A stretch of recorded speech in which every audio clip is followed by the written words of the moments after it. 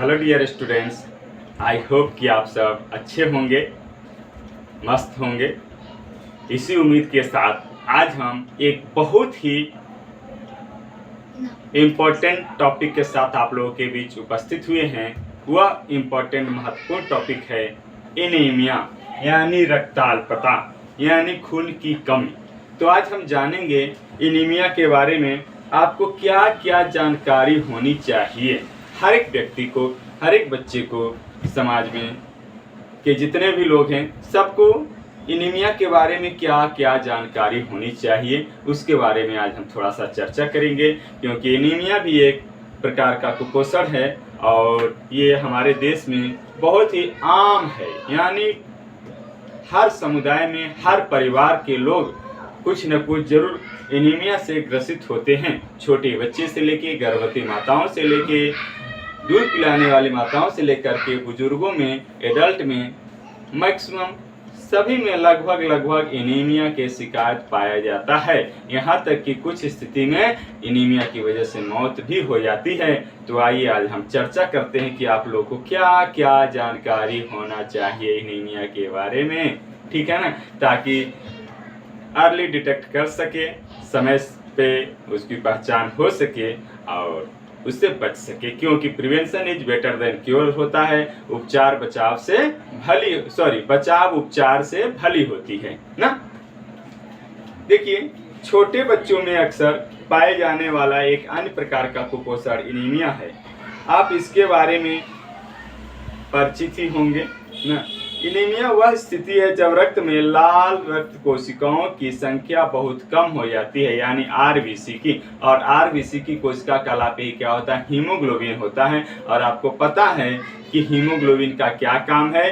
तो यह ऑक्सीजन के और कार्बन डाइऑक्साइड के ट्रांसपोर्टेशन का काम करता है। यानी शरीर में फेफड़ों से लेकर के सारी कोशिकाओं तक पहुंचाने का काम करता है ऑक्सीजन को। और कार्बन डाइऑक्साइड को क्या करता है? कोशिकाओं से लेकर के फेफड़ों तक पहुंचाने का काम करता है। लेकिन इसकी अगर कमी हो जाए तो इसी को क्या कहते हैं कि खून की कमी हो गई या एनीमिया हो गया, ठीक है ना। या ऐसे व्यक्ति को, ऐसे बच्चे को जिसमें हीमोग्लोबिन की कमी है यानी रक्ताल्पता है, उसे दुर्बल खून भी के नाम से भी जाना जाता है। क्या खून? दुर्बल खून, यानी खून कमजोर हो गया क्योंकि उसमें हीमोग्लोबिन ही नहीं है, आरबीसी ही नहीं है। हीमोग्लोबिन है तो आरबीसी भी कम रहेगा, आरबीसी कम रहेगा तो हीमोग्लोबिन भी कम रहेगा।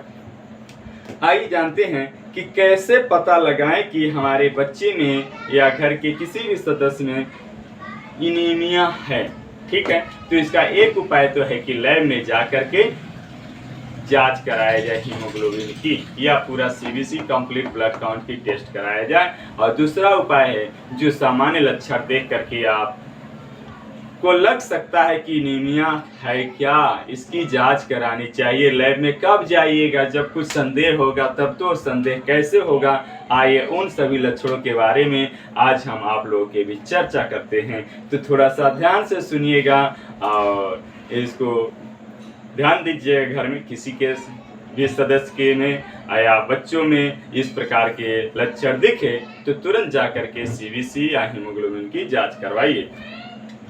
पीली या पारदर्शक त्वचा होना, त्वचा जो नॉर्मल होना चाहिए वो लाइट कलर का पीला हो जाए या ट्रांसपेरेंट टाइप का दिखने लगे तो हो सकता है कि एनीमिया हो। ये पहला लक्षण है। दूसरा है सामान्य से कम क्रियाशील बच्चे सुस्त हो जाते हैं, या बड़े लोगों में तो सुस्ती आने लगता है, बहुत ज्यादा नींद आ रहा है, काम करने का मन नहीं कर रहा है, गिडनेस टाइप का फील हो रहा है, तो एनीमिया हो सकता है। एनीमिया के एक सामने, क्योंकि ऑक्सीजन नहीं पहुंचेगा प्रॉपर, हीमोग्लोबिन कम है तो सुस्ती तो आएगा ही आएगा।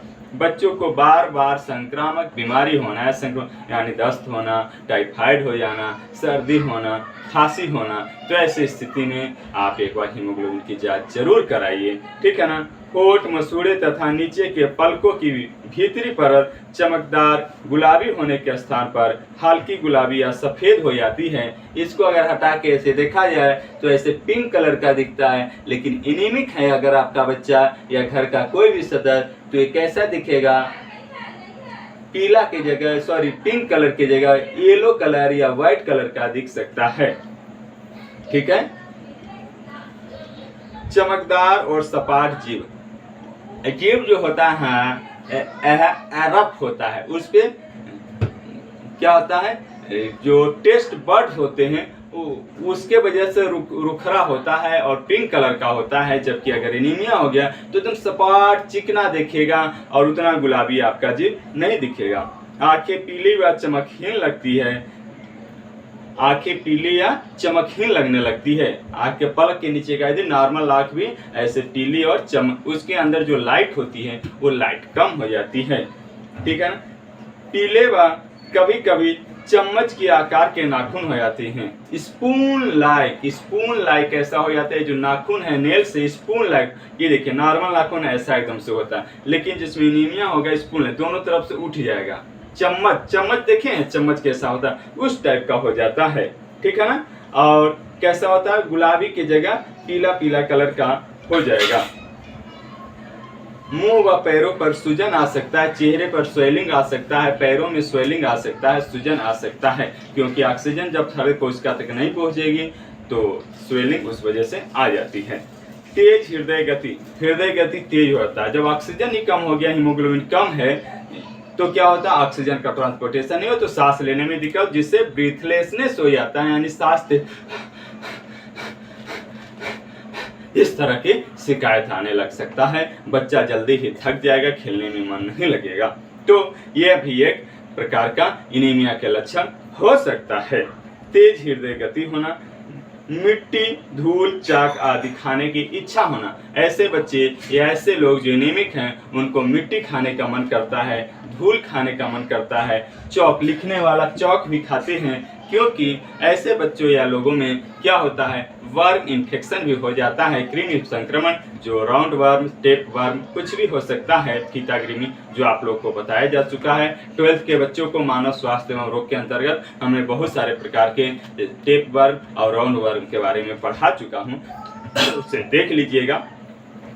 तो क्या होता है, चाक, मिट्टी वगैरह अगर खा रहा है तो उस बच्चे को डांटने या मारने के बजाय प्यार से उसको जांच कराइए एक बार हीमोग्लोबिन की, सीवीसी की, कहीं इसके अंदर खून की कमी तो नहीं है। अगर खून की कमी है तो उसका कारण क्या हो सकता है, कहीं वर्म इन्फेक्शन तो नहीं है, और उसकी उचित इलाज कराइए, ठीक है ना। बच्चे को डांटने की अपेक्षा उसके क्लिनिकल सिम्टम को देखिए, सामान्य सिम्टम को देखिए, क्लिनिकली उसकी जांच कराइए, डायग्नोज कराइए, उसकी प्रॉपर इलाज कराइए, ठीक है ना। तो बच्चा अपने आप फिर मिट्टी खाना छोड़ देगा। बहुत सारे गार्जियनों में देखें, उसको मारेंगे, पीटेंगे, लेकिन उसकी समस्या को नहीं समझेंगे कि ऐसा क्यों करा, क्यों मिट्टी खा रहा, पहले तो नहीं खाता था लेकिन अचानक से खाने लगा, अरे बहुत बदमाश हो गया, बड़ी मिट्टी खाता है, बस कर उसको जब न तब डांटेंगे। तो ऐसा नहीं करना चाहिए। बच्चे को देखिए, उसकी फिजिकल स्थिति को देखिए, उसके सब सिम्टम और देखिए और उसकी जांच कराइए, हो सकता है आपका बच्चा एनीमिक हो, ठीक है। सांस फूलना, जो कि अभी बताएं, सांस, हृदय गति तेज हो जाती है और सांस फूलने लगती है। ऐसे बच्चों में इन लक्षणों को देखने का सर्वोत्तम समय तब है जब वह दूध पी रहा हो। अगर छोटा बच्चा है जो ब्रेस्ट फीडिंग कर रहा है, या जो माताएं बच्चों को ब्रेस्ट फीडिंग करा रही हैं, तो ब्रेस्ट फीडिंग कराते समय, स्तनपान कराते समय बच्चों को ये सब लक्षण देखने पे ध्यान दीजिए ना, उस समय सबसे अच्छा समय होता है। कुपोषित बच्चों में एनीमिया के जांच के लिए इन लक्षणों को अवश्य देखिए। एनीमिया के संभावित कारण क्या हो सकते हैं, आइए थोड़ा सा कारण भी जान लेते हैं। हम लक्षण की बात कर लिए, अब थोड़ा सा कारण की बात करते हैं। तो नंबर 1 कारण हो सकता है कि लौह तत्व युक्त खाद्य पदार्थों को अपर्याप्त मात्रा में दिया जा रहा है या लिया जा रहा है, यानी जिससे आयरन मिलता है, ऐसे खाद्य पदार्थों की कमी है उसके दैनिक आहार में। यदि 4 महीने बाद भी बच्चे का मुख्य आहार दूध ही रहे तो उसे एनीमिया हो सकता है, यानी कि 4 महीने बाद सप्लीमेंट्री फूड देना स्टार्ट करिए। सप्लीमेंट्री फूड के बारे में आपको बताए हैं पिछले वीडियो में, या फिर किसी एक दिन सप्लीमेंट्री फूड पे हम आपको वीडियो अवेलेबल करवाएंगे, क्योंकि दूध में बहुत कम लौह तत्व पाया जाता है। यदि हरी सब्जियां बच्चों को न दी जाए तो उसे एनीमिया हो जाता है, क्योंकि इन सब्जियों में लौह तत्व काफी अधिक मात्रा में पाया जाता है।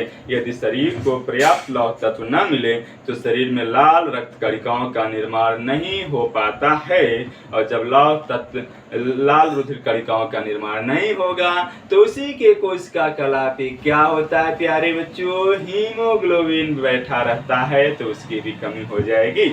ठीक है, जबकि बच्चा तीव्र गति से वृद्धि कर रहा होता है, इस समय 4 महीने के बाद 4 से 12 महीने के बीच बच्चे में बहुत तेजी से फिजिकल ग्रोथ होता है, और उसी टाइम अगर आयरन की कमी हो जाए तो क्या होगा, एनीमिया हो जाएगा, बच्चे की ग्रोथ रुक जाएगी, बच्चे को अधिक लौह तत्व की आवश्यकता होती है क्योंकि तेज वृद्धि हो रहा है। दूसरा है मातृक कुपोषण। क्या? मातृक कुपोषण, मैटरनल माल न्यूट्रिशन, मालनरिश्ड। यदि गर्भावस्था में मां को एनीमिया हो तो शिशु के शरीर में लौह तत्व की कमी हो सकती है। तो ड्यूरिंग प्रेगनेंसी ये माताओं को ध्यान देना चाहिए कि आयरन युक्त खाद्य पदार्थ का सेवन अधिक से अधिक करें। ठीक है ना, या आयरन और कैल्शियम की गोलियां भी ले सकते हैं, ज़्यादा अच्छा होगा कि नेचुरली लिया जाए खाद्य पदार्थ से। तीसरा, अपरिपक्व जन्म, यानी अपरिपक्व जन्म का मतलब अनमैच्योर्ड डिलीवरी, यानी समय से पूर्व जन्म ना, 9 महीना कंप्लीट हो, ये ही 7वें महीना में हो गए, तो ऐसे बच्चों का जन्म जो गर्भावस्था की पूरी अवधि यानी 370 दिन से पहले ही हो जाए तो उसके शरीर में लौह तत्व की कमी हो जाती है। चौथा है कृमि ग्रसन यानी वर्म इन्फेक्शन, जो अभी थोड़ी देर पहले बताए थे, फिर से उसके बारे में थोड़ी चर्चा कर लेते हैं। वर्म इन्फेक्शन यानी कृमि संक्रमण, जैसे हुक वर्म ना, फीता कृमि, टेप वर्म के कारण भी रक्त की हानि होने से भी एनीमिया हो जाता है। एक वर्म इन्फेक्शन कैसे होता है, तो छोटे बच्चे को जो लोग जूता चप्पल नहीं पहनाते हैं, हाइजीन नहीं रखते हैं, हाथ पैरों को अच्छे से नहीं साफ करते हैं ना, बिना हाथ धोए खा लेते हैं, नाखून बड़ा बड़ा रहता है, तो उनके शरीर में कुछ ऐसे तत्व जाते हैं जिसके गंदगी जाता है, गंदगी के माध्यम से वर्म्स भी चले जाते हैं। बिना जूता चप्पल के जो लोग घूमते रहते हैं, मिट्टी में खेलते हैं, उनके पैरों की त्वचा से भी कृमि संक्रमण हो जाता है, और वो कृमि जाकर के आपके शरीर में हीमोग्लोबिन की कमी का कारण बनता है, फलस्वरूप एनीमिया हो जाता है। किन बच्चों को एनीमिया हो सकता है, आइए जानते हैं किन बच्चों को एनीमिया होने की संभावना सबसे ज्यादा होती है। बहुत ही प्यार से और ध्यान से सुनिएगा इन बातों को। जिनका जन्म समय से पहले हो जाए, जिन्हें बहुत समय तक केवल दूध ही मिलता रहे ना, 2 साल अढ़ाई, हमारा बच्चा खाली दूध पी कर आता, बड़ी खुश रहते हैं ना, हम कुछ नहीं देते हैं बाहर के, खाली दूध पिलाते हैं, तो ये गलत है। उसमें कॉन्स्टिपेशन भी हो सकता है, ग्लाइकोसीमिया भी हो सकती है, हीमोग्लोबिन की कमी भी हो सकती है, उसे और भी आहार देने की जरूरत है। ठीक है प्यारे बच्चों, जो हुक वर्म या फीता कृमि से ग्रसित है बच्चा, जो लौह तत्व पदार्थों से युक्त मिश्रित आहार ना ले रहा है, ऐसे बच्चों में या ऐसे लोगों में एनीमिया होने की संभावना ज्यादा रहते हैं। ठीक है, तो चलिए हम फिर मिलेंगे किसी दूसरे टॉपिक के साथ, या इसी के अगला टॉपिक हम बताएंगे कि एनीमिया से ग्रसित बच्चे या व्यक्ति का उपचार कैसे किया जाना चाहिए, क्या देना चाहिए, तो अगले किसी वीडियो में जरूर बताएंगे। आप इंतजार करते रहिएगा, बेसब्री से डेली इंतजार किया करिए हमारे वीडियो का, हमारे द्वारा बताए गए बातों का, क्योंकि हमको लगता है कि मैं बहुत ही महत्वपूर्ण बातें आप लोगों को बताता हूं, बहुत महत्वपूर्ण चैप्टर लेकर के आते हैं आप लोगों के बीच, और आप लोगों के लिए बहुत ही लाभदायक हैं। हमारे पढ़ने वाले बच्चों के साथ साथ पूरे समाज के लिए महत्वपूर्ण होता है, ये मुझे पूरा विश्वास है, और मुझे ये भी विश्वास है कि आप लोग हमारे वीडियो को देखेंगे और शेयर भी करेंगे, लाइक भी करेंगे और कमेंट भी करेंगे, साथ ही साथ हमारे चैनल को सब्सक्राइब भी करेंगे। जय हिंद, जय भारत।